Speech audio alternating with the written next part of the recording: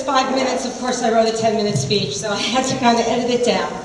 3 years ago, I walked into the office of a businessman here in Bullhead City to sell him a Lincoln Day ticket. And he looked at me and he told me that the GOP was dead in Bullhead City.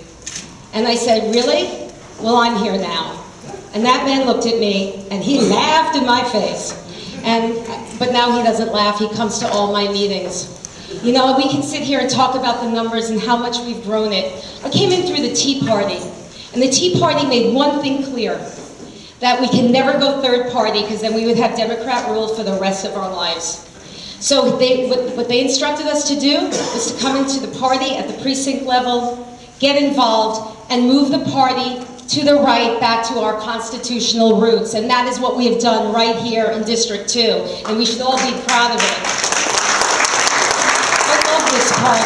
I'm a proud Republican and I'll never run from it. I'm a constitutional Republican. So I have to tell you that when I look at our county and I see 3 Republican supervisors who at times do not act like Republicans, raising taxes, shutting out the public, installing more regulations that curtails people's freedom are not Republican values. I'm running for county supervisor because I think it's high time that we put the taxpayer first, stop the expansion of county government, and bring common sense back to Mohave County. The supervisor is the taxpayer at that table. It's important to know what their view is on government's role in our everyday lives. I'll work to get rid of regulations, ordinances, and fees that defy common sense. I believe that the county buildings belong to the taxpayers. I will fight to get rid of the expensive X-ray machines that I just think is a big waste of money. I will vote to eliminate the dress code now. Let's make this clear. The dress code and the X-ray machines, they're connected. They were put there to keep people out. I want people to come in. I believe we should have the call to the public put back. I believe we should have 2 meetings a month and that they should rotate to different cities. Apparently we used to do this. I don't know why it's changed. We're going to bring it back. Meetings should be at the convenience of the citizens, not at the convenience of the county workers.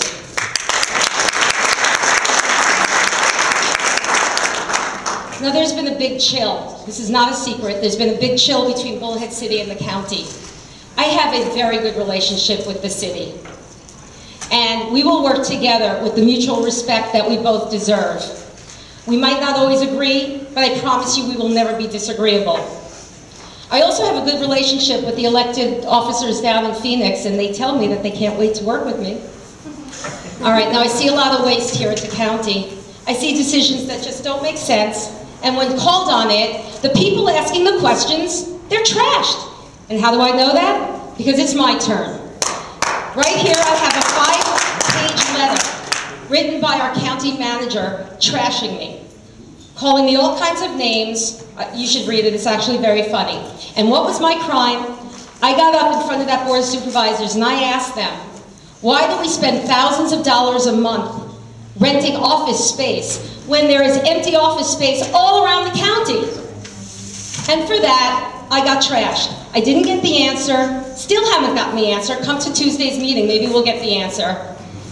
This has got to stop. It's illegal, it's gotten us into trouble. I'm now in the elite club that's been trashed by the county manager. This is going to cost us money, and it has got to stop. We have a county that seems to be incapable of admitting it's made a mistake. And, oh my gosh, saying I'm sorry. Let me tell you something. If I make a mistake, and I guarantee you I will say I am sorry. And not only am I sorry, what can I do to make it right? Because that's the way I live my life. And that's the kind of supervisor I'm going to be. Look, we all complain about government. It's our national pastime. But government's just people. You change the government by changing the people. Now I want to thank Supervisor Sockwell. 12 years, going on 12 years, that's a long time, and there have been some wonderful things done, even with the stuff that you mentioned. But we need a change here. I part with the Republican Party right now. I do believe in term limits. 2 terms, 8 years, get out. You know, 8 years is almost a decade, and lots of things change in a decade. Demographics change, economies change, politics change, but you know what doesn't change? People don't change. So what was good in 2000 might not be good in 2012. But if it was your idea, you're going to want to protect it, even if it's not relevant. It's enough. We have to stop that. And I'm going to tell you right here, right now, that if I'm elected, and that I do a good enough job that you give me the opportunity to serve you again, I will never run for a third term. Out. Okay, you know, it's time for new blood. When it comes to this county, I have no old feuds. No, I don't owe any favors. The only attachment I have is to my conservative Republican philosophy, and that's what I'm going to take up there to Cayman.